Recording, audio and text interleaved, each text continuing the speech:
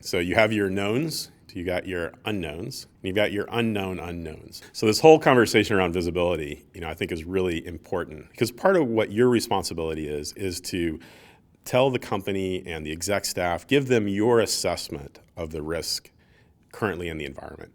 And you might be walking into a situation where someone has that program in place already. You might be walking into one where there is not. You can't really get a good idea of what your attack surface is, kind of what is the area that you need to defend, unless you have a strong understanding of what all those assets are, of kind of all the critical things that you need to protect. So in this case, it turned out to be there was a well-meaning person in a QA team who had a whole bunch of data they needed to move along. So they'd plugged in a personal NAS device, a little network attached storage device that was full of all the files that they needed to transfer to somewhere else. And absolutely that wasn't going to be any asset inventory. That was a personal device. It was also a device that happened to have some vulnerabilities. So, I'd say that without having some of the logging in place, we wouldn't have caught that. Now, the flip side of that story is we just happened to catch that because someone was going through some searches and because it happened to be a vulnerable system. What happens in this scenario where you've got 10 more of those across 5 of your offices?